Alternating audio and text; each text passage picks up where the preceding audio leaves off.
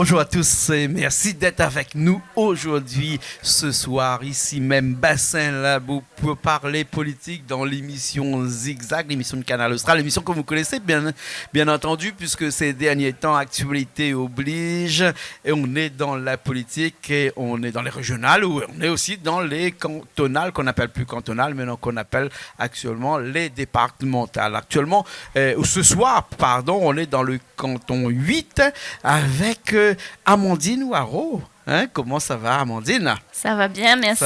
Ça va connaître. Chez nous, nous tutoie, nous cause avec le prénom Amandine. Vous voyez comment nous l'est? Oui. Hein, nous les tranquilles chez nous parce que nous les la seule télé libre de la Réunion et de l'océan Indien qui existe encore, parce que nous avons aussi Bruno Robert avec nous. Comment ça va? Bonsoir, elle est là, ensemble. Merci bien, merci. Ensemble, l'Est et le Sud solidaire. Ça, ces autres mots, c'est ce que Zot l'a dit, hein, et que l'Est et le Sud. Alors, l'Est et le Sud, peut-être Amandine peut expliquer à moi un petit peu pourquoi l'Est et le Sud. Alors, le canton 8, c'est un canton qui part depuis Saint-Benoît, mais qui va bien au-delà de Saint-Benoît. Oui, alors le canton 8 part de Saint-Benoît, au rond-point des Plaines, donc avec le quartier de Beaufort, le quartier de la Confiance, et puis ça s'étend vers le sud, en passant par Sainte-Anne, Sainte-Rose, jusqu'à Saint-Philippe.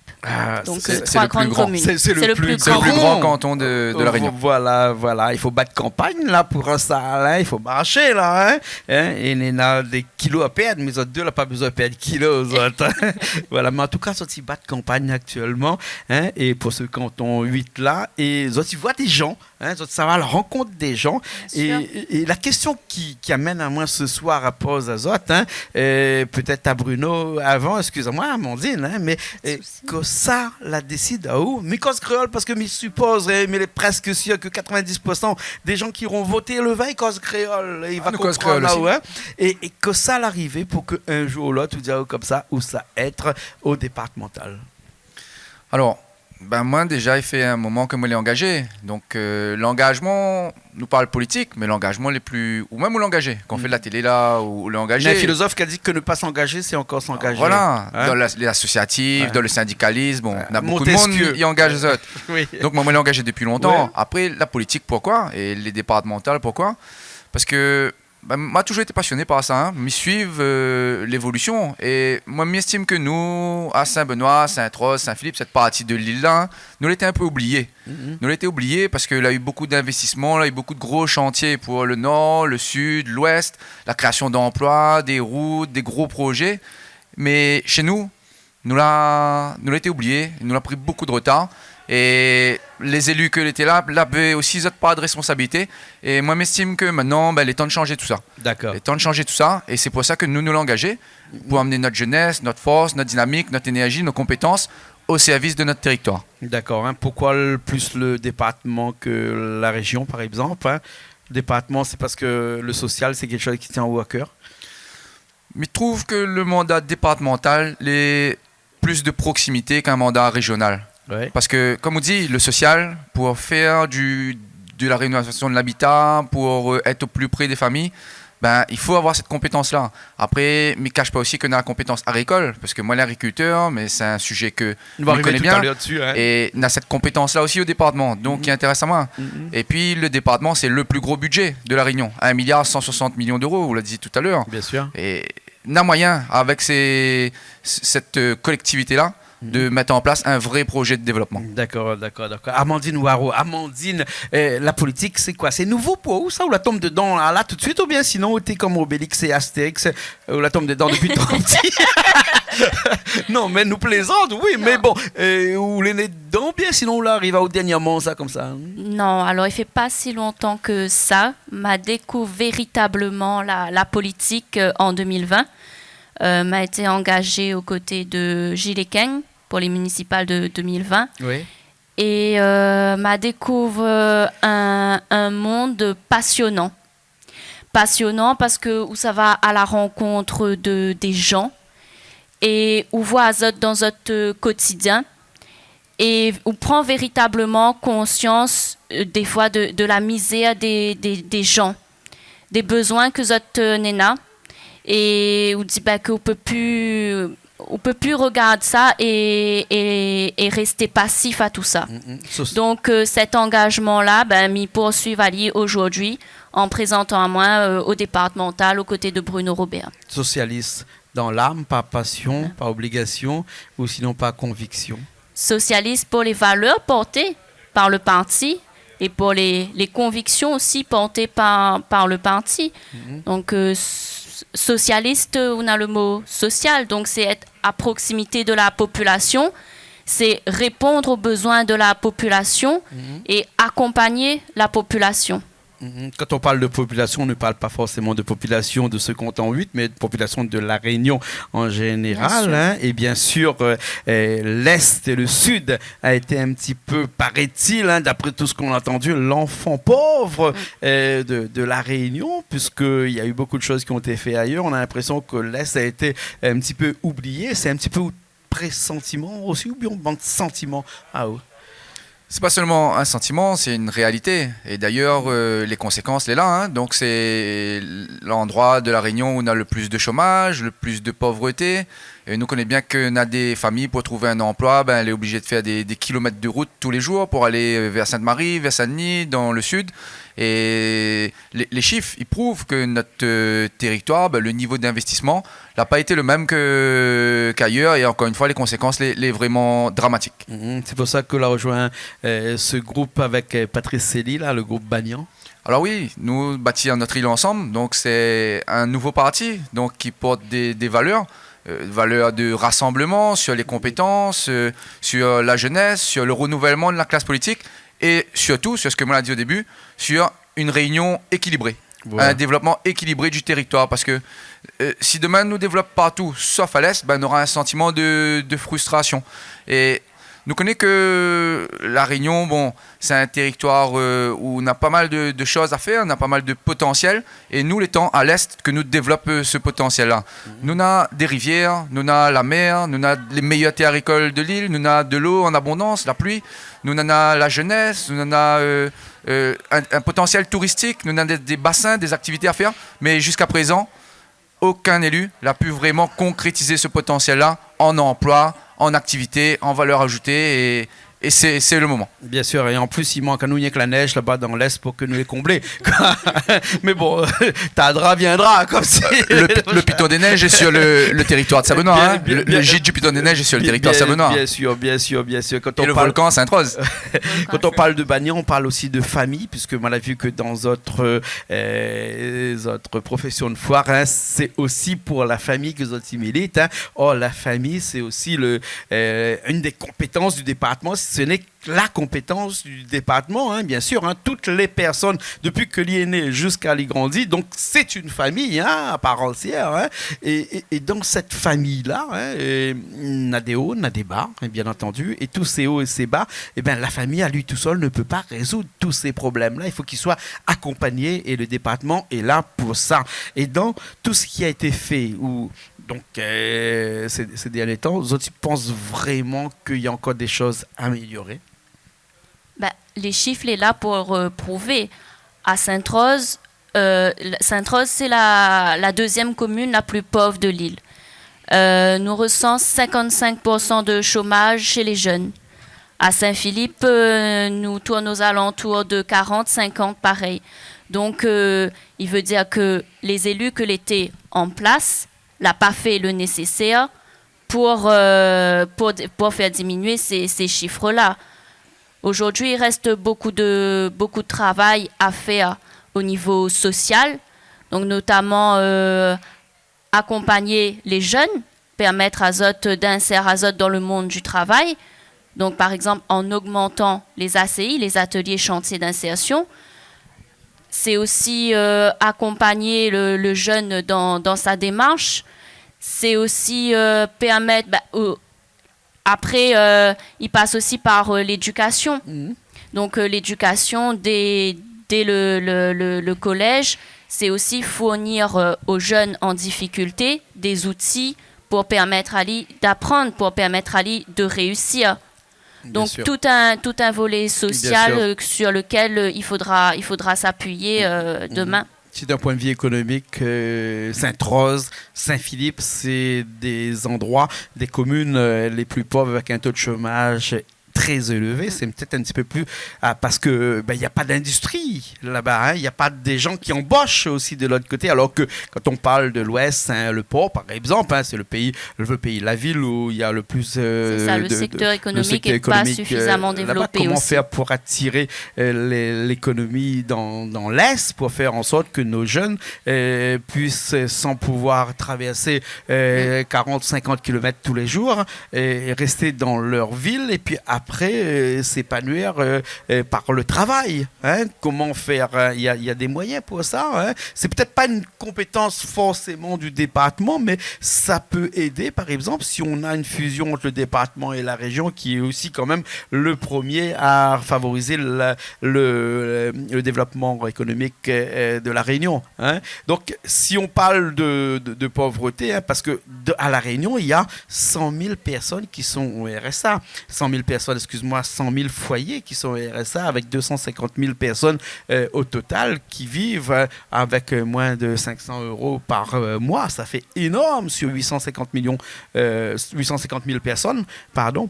Et ces personnes-là, il faut les aider, il faut les insérer dans la vie professionnelle. Il y a ce qu'on appelle dernièrement la recentralisation du RSA qui a permis de dégager pas mal d'argent, avec 60 millions d'euros qui ont été dégagés, qui ont permis à l'insertion de ces jeunes-là. Pensez vraiment que ces jeunes-là ont senti qu'on les a aidés, ou bien sinon que pas grand-chose n'a été fait pour les aider, franchement, à se développer et à s'insérer dans la vie professionnelle? Bien sûr, c'est une première aide qui a été apportée, mais ça ne suffit pas. Aujourd'hui, le jeune, il a besoin d'entrer dans le secteur économique, dans une activité réelle, trouver un emploi durable sur du long terme. Donc, c'est accompagner le jeune dans une formation pour lui permettre d'entrer et de rester dans le monde du travail. Dans le monde du travail, on peut parler aussi du monde agricole, puisqu'on sait que, par exemple, Bruno, le monde agricole est par exemple, quand on parle de Saint-Benoît à Sainte-Anne jusqu'à Saint-Philippe, il y a des terres. Et il y a beaucoup d'agriculteurs aussi là-bas. Parce que le jeune, lui, pourrait éventuellement s'intégrer dans ce monde agricole. Un monde peut-être que tu connais bien, puisque tu es agriculteur toi-même, non? Oui, effectivement. Donc, ce que vous venez de dire là, c'est une idée centrale de notre projet, nous. C'est-à-dire, nous l'aider un canton que très pauvre, donc il faudra un pansement. Le pansement, c'est les mesures sociales pour faire face à cette pauvreté-là. Mais pour apporter une solution sur le long terme, nous ne sommes pas mettre pansement à chaque fois. C'est-à-dire, on met pansement sur un mannequin voilà. en bois. Donc, la vraie solution, c'est le travail. C'est ça qui sort les gens de la pauvreté, accéder à un emploi. Et effectivement, quand on vient sur l'agriculture, on a raison. Puisque nous ne savons pas faire à Sainte-Rose, à Saint-Philippe, à Sainte-Anne. Ce qu'on fait au port, à Saint-Gilles, ou à Saint-Marie. Voilà. Il faut nous travailler sur nos atouts. Et nos atouts, c'est quoi? Nos atouts, c'est le tourisme. Combien d'activités touristiques nous peut encore faire, à condition de former les jeunes? Est-ce que demain, nous allons laisser des gens qui viennent du Mont-Blanc exploiter les sentiers ou quoi que ce soit? Il faut inventer des activités autour des rivières de notre territoire, des bassins, autour des tunnels de lave, autour des randonnées qu'on a à faire, autour de la mer. Il faut inventer des activités, il faut former les jeunes, il faut accompagner les autres. L'agriculture, c'est aussi un gros vivier. Mais là, encore une fois, on pointe des décisions politiques. Pourquoi le département et la région, les grandes collectivités, la développer des périmètres irrigués dans le sud, dans l'ouest et pas à l'est? Et ça, il bloque à nous énormément, puisque nous ne pouvons pas diversifier, nous ne pouvons pas faire des cultures à forte valeur ajoutée. Alors que nous n'en avons la pluie. Il suffit juste de stocker, d'investir dans les périmètres irrigués, et ça, il permettrait à nous de créer pas mal d'activités autour de l'agriculture. Moi, je discute souvent avec des porteurs de projets. Nous sommes en train de porter une filière cacao avec des chocolats Criollo d'excellence qui pourra demain se vendre à plus de 10 € la tablette, créer des emplois dans les champs, mais aussi dans la chocolaterie. Nous, on a des projets autour des palmistes, par exemple, la 4e gamme, tous les restaurateurs, le Tijac. Allons planter des jacques pour transformer, pour vendre ça aux restaurateurs, ou même où on fait souvent la cuisine ici. Est-ce que tous ces restaurants-là, vous n'êtes pas prêts à acheter ces produits transformés-là? Donc, nous avons autour du tourisme, donc, on pense plutôt autour de l'agriculture, nous avons pas mal de choses à faire. Un circuit très court, c'est-à-dire un circuit qui parle du producteur au consommateur directement sans passer par des intermédiaires pour faire en sorte que, in fine, comme on dirait en bon latin, c'est l'agriculteur qui en profite de son travail, de son labeur. Hein. Voilà, hein, donc c'est circuit court là. Et donc, dans l'Est, c'est vraiment quelque chose qui peut se faire. C'est-à-dire qu'il y a des écoles, par exemple, dans l'Est qui pourraient éventuellement acheter directement tous les produits des cantines scolaires directement à ces producteurs-là et éviter que l'on aille dans des grandes surfaces pour acheter une salade, pour acheter un morceau d'oignon vert, pour acheter du thym, pour acheter des trucs que l'on pourrait trouver, bien entendu, directement chez le producteur au bord du chemin. On a vu ces derniers temps une recrudescence des petits agriculteurs qui étalent leurs marchandises au bord de la route. C'est tant mieux pour nous, hein, puisque ça c'est un effet Covid, ça. Hein, c'est depuis le confinement où on a senti tout ça. Ça, c'est vraiment le fil conducteur qui pourrait faire en sorte que l'Est se développe. Parce que, bien entendu, comme disait Amandine tout à l'heure, on ne peut pas aller concurrencer l'Ouest, mais en tout cas, on peut développer l'Est de par son terroir qui est très riche, hein, et faire en sorte que l'agriculteur se sente un petit peu plus valorisé dans cette affaire-là et ensuite retrouver la dignité que depuis un bout de temps, il a l'impression d'avoir perdu. Oui, encore une fois, nous ne sommes pas inventé la poudre, hein. Le sud aujourd'hui, ou le chaude. Le sud aujourd'hui, c'est le grenier. Donc, nous connaissons, on a les outils de transformation, le marché de gros, les marchés, etc. On a de l'horicole, on a la diversification. C'est ce que nous voulons transférer demain à l'Est. Et nous porte un projet de marché de gros.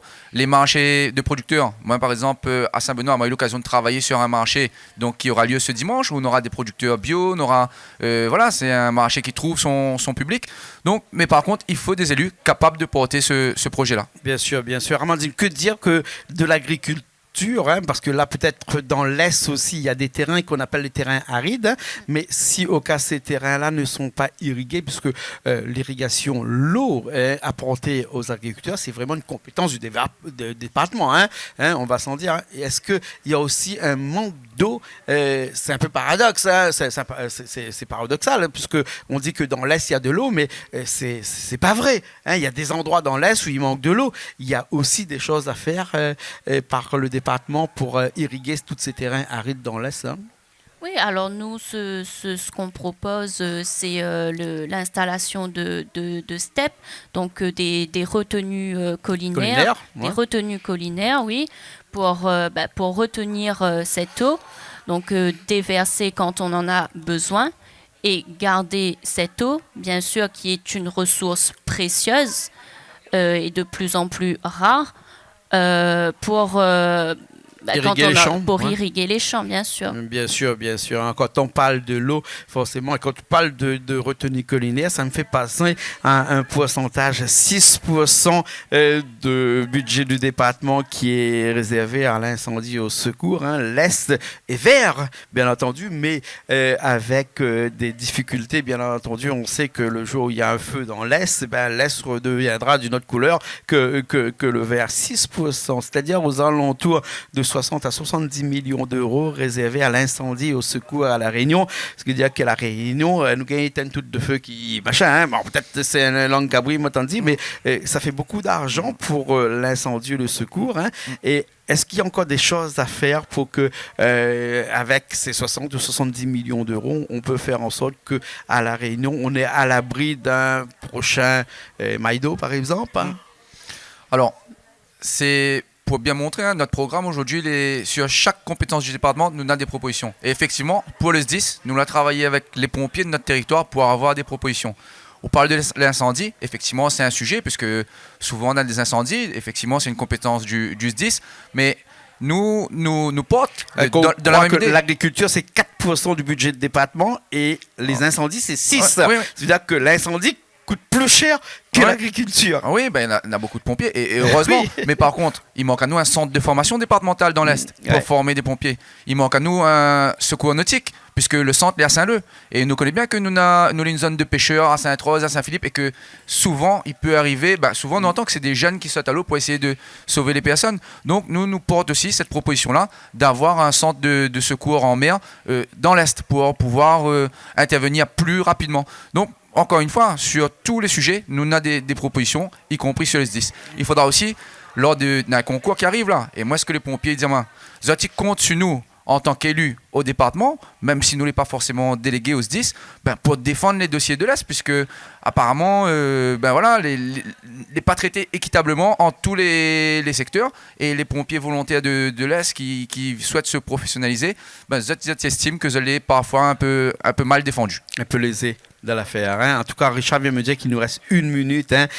Amandine, 1 minute pour dire à toutes les personnes qui vont voter qu'il faut voter le 20 juin déjà, hein, parce que c'est pas mal. Et puis qu'il faut dire aussi à toutes ces personnes qui vont voter, qui sont des femmes comme toi, puisqu'en 1946, les femmes sont battues pour avoir ce droit de vote-là. Hein. En 1946, hein, et s'ils vont pas voter là, ça veut dire que tout le travail qui a été fait par ces femmes dans cette période-là seront réduits à néant parce que s'ils vont rester chez eux, il faut vraiment qu'ils aillent voter. Tu crois pas? Oui, bien sûr. Après, il y a beaucoup de personnes qui ont été dégoûtées, qui sont dégoûtées par la politique.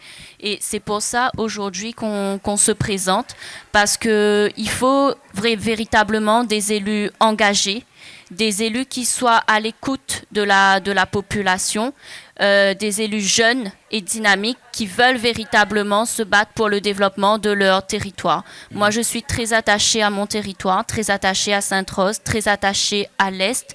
Et je ne veux plus laisser rester passive à cette misère qui s'aggrave sur notre territoire. Donc demain, oui, il faut de nouveaux élus qui sauront véritablement défendre les intérêts de la population. Merci. Bruno Robert, hein, le 20 juin, non seulement on vote les régionales, on vote les départementales, bien sûr. Hein. C'est aussi la fête des pères. Hein.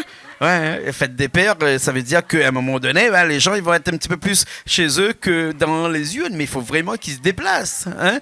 Comme ça, on a pour dire, une caméra de l'autre côté là-bas. On peut regarder dans les yeux et dire exactement ce qu'on pense. Effectivement, c'est la fête des pères, mais le vote est important parce que pour l'Est, c'est la chance de l'Est et du Sud, ces élections départementales et régionales.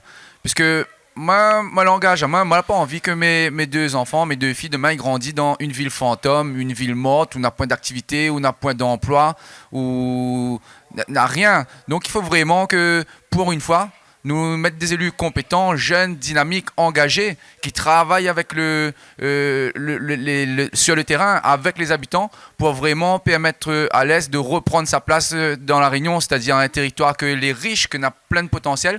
En tout cas, moi, je l'ai engagé depuis un moment et il continuera, si les gens ils font confiance à nous, avec Amandine, avec Carole, avec Vincent, de donner tout ce que nous avons pour défendre ces familles de notre territoire. D'accord. En tout cas, merci beaucoup. Hein, merci beaucoup. Hein, je l'ai soutenu par Bagnon, par le Parti socialiste et surtout par Patrice Célie aussi, qui avec Zoa, qui soutient Zoa. Hein. Merci bien. Merci beaucoup. Merci Jean-Claude. Et nous retrouvons la prochaine fois dans une nouvelle émission Zigzag sur Canal Austral, qui sera sûrement pas politique la semaine prochaine. Allez, à la semaine prochaine.